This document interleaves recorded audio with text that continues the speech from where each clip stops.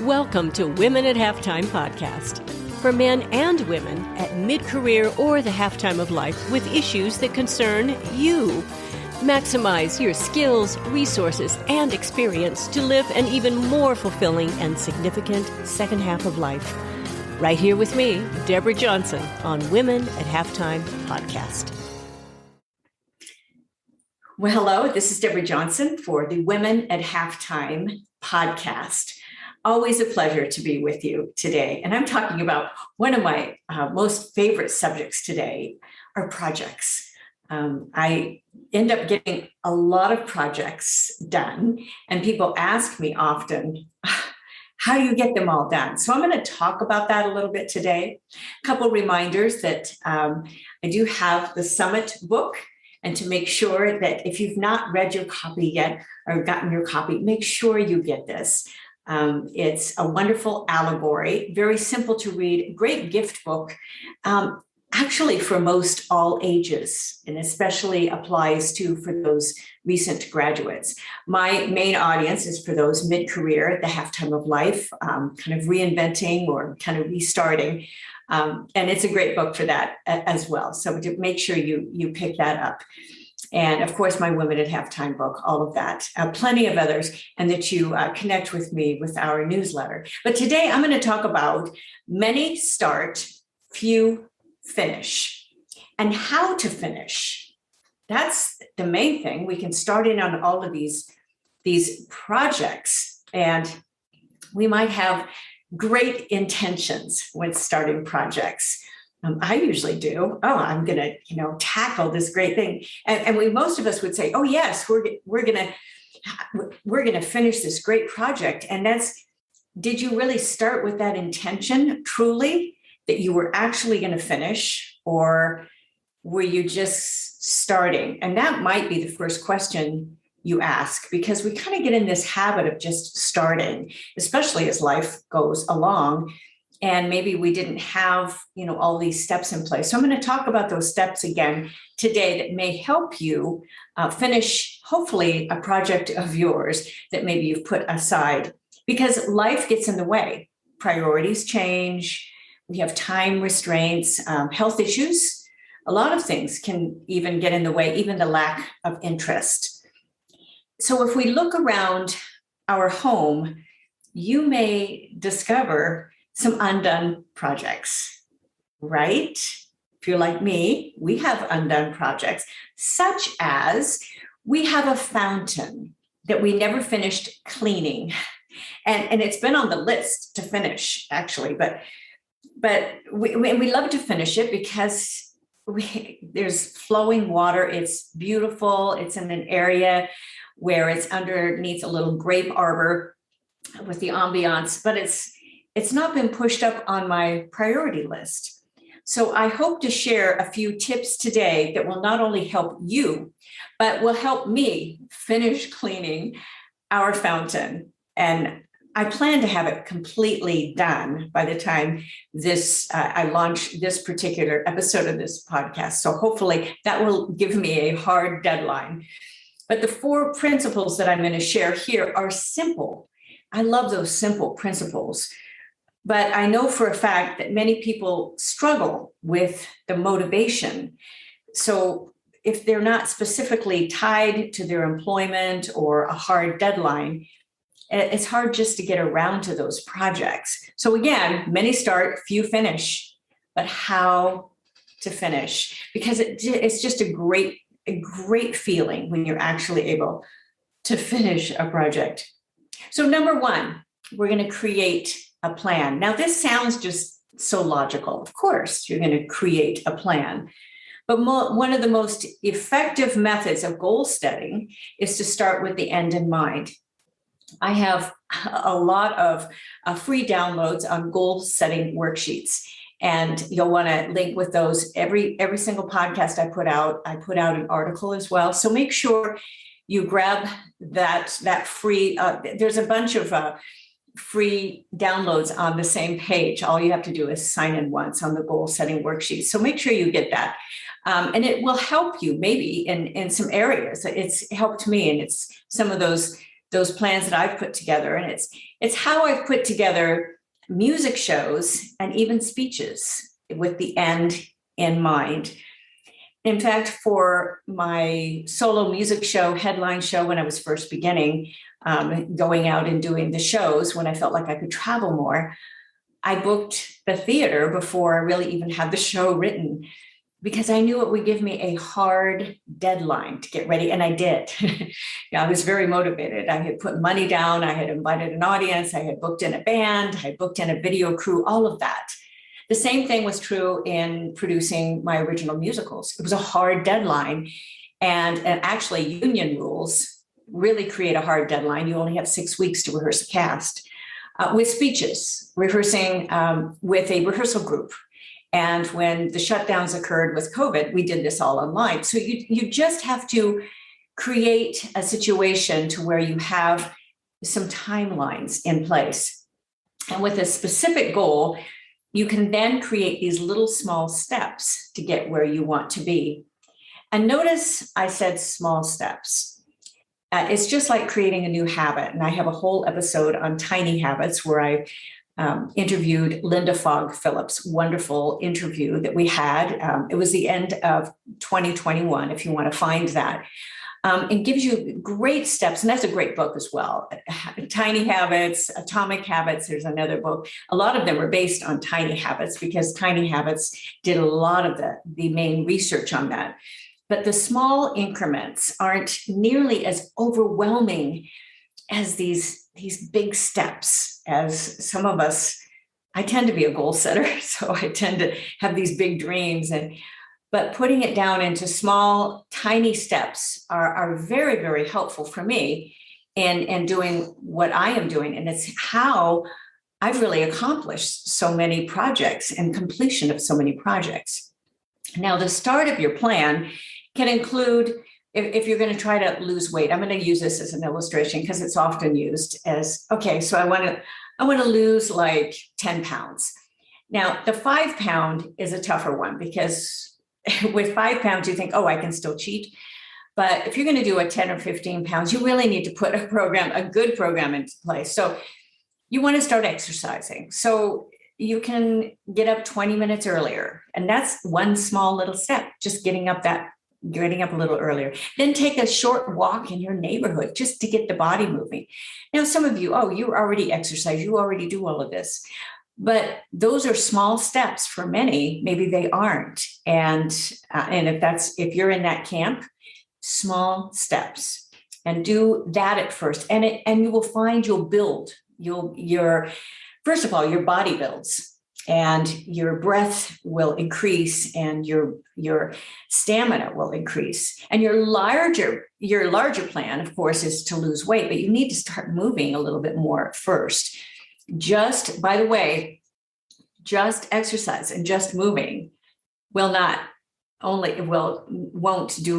take all the weight off. You have to regulate your eating as well. By the way, I have a nutritional goal download on that goal setting worksheet, that whole page as well. So nutritional timing and all of that. So you might want to make sure you get there because you can get that one as well, just to help you in your plan. It's very common sense that, and it's very proven as far as principles there. So those are good worksheets to have on hand. But you want to be able to add in regular exercise, regular moves and movement if you're going to lose weight. That just needs to be part of it, as well as a good eating. But those are small steps. So taking the time to just create that doable plan will really help you, instead of just jumping off and saying, okay, now I'm going to do it. I'm going to take out all the bad food of my house and just do it this way. Just create some sort of that little plan. Now, some of you that are listening to this, you're probably huge planners. I'm a creative. Okay. I am not just an automatic planner. I put stuff down. I can visualize projects. I can visualize songs. I can visualize a lot of things in my head, and especially at this point, but it really helps me to create that plan. I'm much more successful when I do. This has especially been true with every music album I have produced, and I've produced a lot, over 2 dozen albums, and done the musicals and all of that. But I've had to create that plan. Now, once you have that plan in place, and I know when I want to complete it, I can work backwards on that and figure out all the steps. And that can be revised, but at least I have that sort of plan in place. And anyone who's produced any sort of album, you know how many revisions there are. It tweaks one after the other, and it's constant that you are working on this, but you end up getting it done. And you have, as long as you have some sort of timeline that can stretch a little bit. But I've also known people, I've told this story before, that have had major record deals. They've done, they're extremely talented, but they've never finished because it was never good enough. And again, that perfect is the enemy of just getting something done. Done is better than perfect. Great principle, we know it, but boy, we get in the middle of that, don't we? So that's number one, is determining your plan. And then as much as you can, and the principle number two is to identify the roadblocks. You may not know all the roadblocks right now, but you want to be able to identify these and then meet those head on. It'll be a necessary step when you figure out really how to finish. Now, for our fountain, this is the roadblock that we came across. It was a lot tougher to remove lime deposits than we ever even planned. We were using a drill. In fact, on the video, I was going to bring the drill in with the attachment. It was a big brush that we were putting on this drill, and we put harsh chemicals. We tried like 4 different chemicals, tough chemicals. We could not get that lime deposit off. So, but that's a definite roadblock. That's why one of the reasons it's not done. So that we have to figure out some sort of way to resolve this. And most any project, you're going to come across this. With a song for a musical, one of the roadblocks would be, well, the singer can't sing it in that key. You've got to change keys. Well, then that changes the orchestration. This has happened. I'm telling you this from experience. So you have to go back in and do revisions that will work for most people. So, but those roadblocks, they can completely paralyze us from moving forward if we're not mentally prepared for meeting some of those roadblocks. We have to brainstorm some options. Business decisions also have roadblocks. Of course, we all know that. And there are issues that can't, or at least they shouldn't be decided without additional thought and calculation and even help. So this is the time to determine the help that you need. Even if you've come across your roadblocks mid-project, you might be in the middle of something, even a big business project or an online course or something. So what help do you need at this point? Now for our fountain, this is my idea. I am looking for a company that will safely be able to remove those lime deposits. I don't want to have to take the tile out. We've exhausted our personal expertise. There has to be a company that can help to take all of that lime deposit off. And that's a roadblock in getting that particular project done. And so, I realize that we're at the end of our expertise. In studio work, when I've done a lot of studio work as a writer, I depend a lot on another producer for adding instrumentation. And I know what my abilities are. And I realize other people are quicker and better in certain areas. So you bring in that help. The roadblock will be me trying to do everything. So that's number 2, creating that plan and then identifying those roadblocks. And now number 3, schedule in time in your calendar. Boy, this is a tough one for those of us that sort of wing it, which I get a lot of projects done, but I do wing it. But it's very, very helpful if we actually schedule in that time. And how many times have you said, this might be terrifically convicting for you as it is for me, oh, I'll get to that someday. Probably more than you realize, because someday is elusive and someday may never come. I think there's a song about that. And just as exercise should be a regular event in your calendar, or at least that's scheduled in your head my exercise is scheduled in my head every morning. I get my body up and just send it to exercise. It's not like I'm totally awake, but so should those steps in a project. They should be kind of scheduled regularly to get it all the way completely done. And this is where we have so many unfinished projects, is we've just not allowed for the time, for the roadblocks, for the obstacles that come our way. And if you block in time for a project, there's a greater chance, of course, we know this. As I'm doing this podcast, I'm feeling my nose itch right now. Allergies are bad here in Southern California. So excuse me for that. But there's a greater chance that you'll get to it if you've scheduled in time for a project. Otherwise, it'll keep getting pushed aside.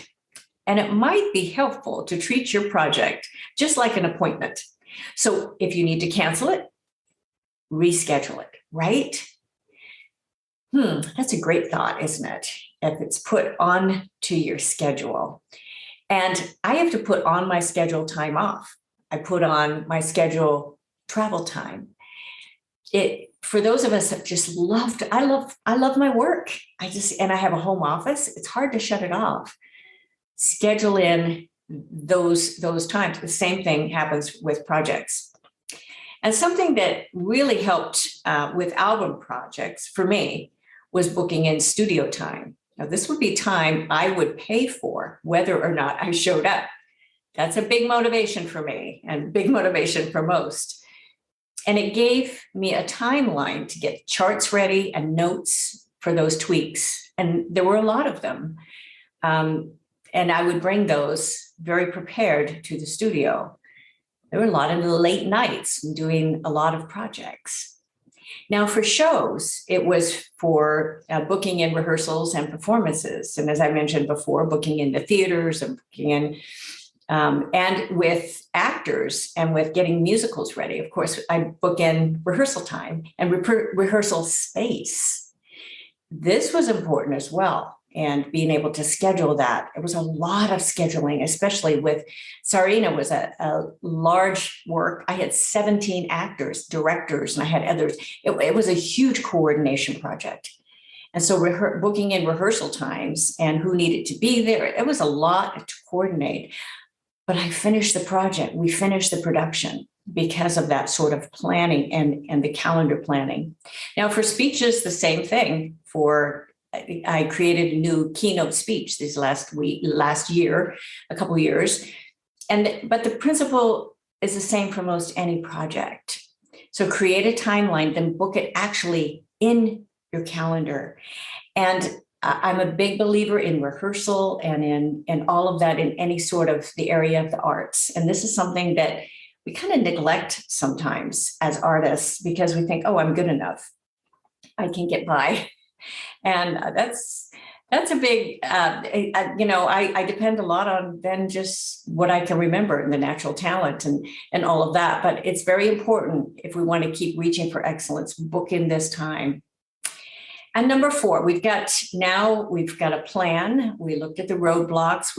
We're scheduling time in our calendar. And number 4, you got to do the work. You got to get to it, right? You scheduled it. You got to get to it.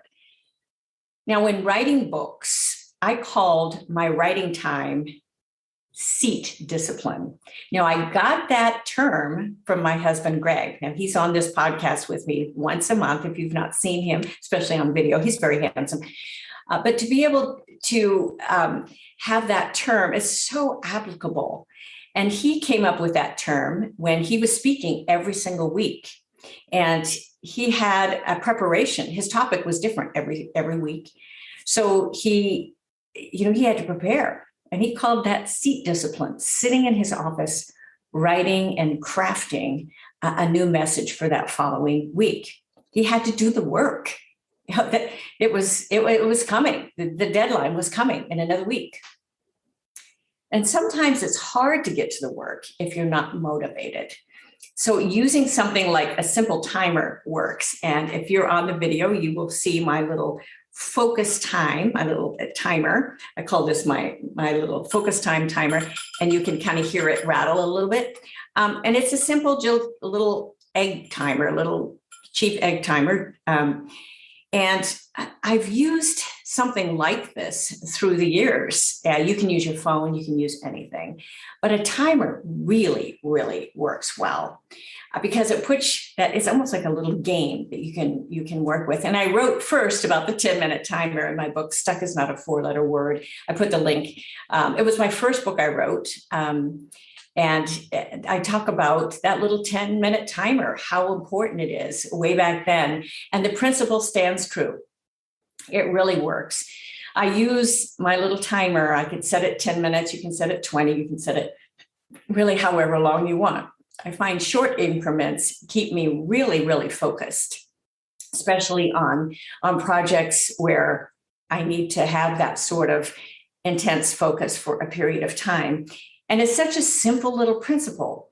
And you can always keep resetting it. As I said, it really, really works. I use it in projects that I don't always look forward to, like cleaning my office or cleaning my kitchen or doing some of those sort of projects. And it really works well because I tend to almost work too long. I have to shut off some of my other projects. So, but the 10-minute timer principle works extremely well.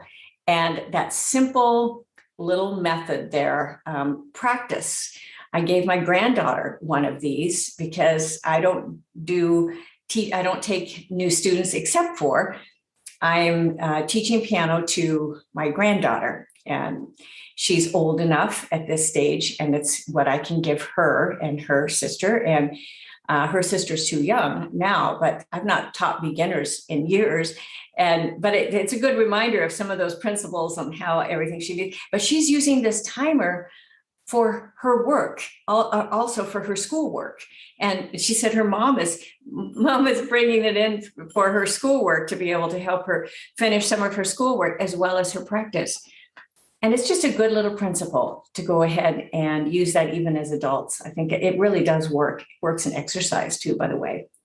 So something else is to make sure that you give yourself breaks. Now we've covered our four principles, but I'm going to add something on here, is to take breaks and to create a reward. And this is kind of a bonus because it's been, there's a lot of studies on this that are verified that you want to keep mentally sharp and you'll get more done if you take breaks. Also, your body just needs it, especially if you're behind a computer.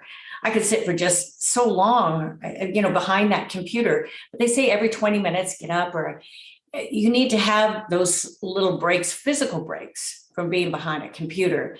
But almost any project, or get outside, take a short walk, take a short little break to be able to get away from it. And mentally, then you can come back fresher. So you need to schedule those in. That's important, to schedule in those little breaks. And then creating a reward. I love this one.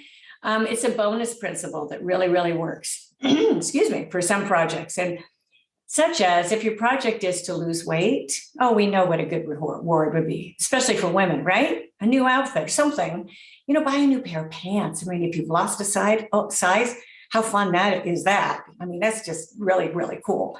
And to be able to zip them and the whole thing. So, but your reward doesn't need to be really costly, but it needs to be a little something that you can look forward to break up the mundane. So, and it all comes back to creating that plan, right? And with a good plan and then the anticipation of a reward, then you can increase the number of projects you see to completion. I want to put something in here too about habits, because sometimes we go about doing these projects, especially if it's according to weight or exercise. Because if we're losing weight, like 10 pounds for a reunion or something like that, what happens after the reunion? Have you created a new habit? So in that plan, create something that you can sustain, not just for that little short period of time, if that is part of your completion projects. Now, I'm talking mostly here about like projects, such as if you're going to create an online course, or if you're going to create a piece of music, or if you're going to create, what else can you create? A number of things, a piece of art, anything that you want to be able to create with a timeline, or a home project, almost any sort of project, how to get that done.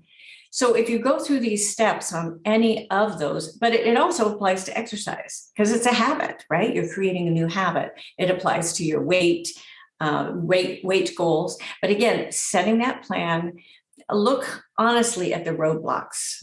Now, if you're trying to lose weight, one of the roadblocks can be having the wrong food in the house. Yes, that is very true. If there's dark chocolate in the house, I will find it. Okay, so you need to find some of those little roadblocks within your life and what you are dealing with. Also, with a project, one of the roadblocks can be, that you just feel like you have too much. You need to clear away some clutter. And that's another thing. I did a whole podcast on helping with Laura Leist, clearing away clutter. Make sure you click into that one as well, and it'll help you. Even digital clutter, it gets in the way. So I hope this has really helped you on not only how to start, but how to finish. And how to really finish those start. How to start most projects, most of us do. And but we all have this goal at some point. We want to finish. It feels so good, doesn't it, to really finish a project? So I hope you've enjoyed today. It's a great subject. I love the subject because I've helped a lot of people achieve their goals. And make sure you connect with me, that you get onto our newsletter, because you will get the article automatically every week. We don't spam you. We put out a newsletter when our podcast comes out and when the article comes out. So that is Goals for Your Life, all connected, goalsforyourlife.com/newsletter. And Deborah Johnson speaker. I'm speaking both virtually and live. Love what I do. And of course, DJ Works Music. I have a lot of music and still learn music again. Boy, we are getting people signing into our Facebook group now. Free. I've opened it up. I've just opened it up. So that's a great place for resources. It's absolutely free. And you'll see some of the music things. I've had so much through the years, and I will be presenting some of those and kind of demonstrating a little bit on that Facebook site. So watch for me in a number of different areas. Thank you again for joining us today and joining me. And I will look forward to seeing you next time then on our Women at Halftime podcast. And I will see you later. Bye-bye for now. Thank you for joining us. It is because of our wonderful listeners like you that we keep going strong week after week. Share and follow us for new shows to inspire you and encourage you in your life's journey. You can find all of our articles and links at womenathalftime.com.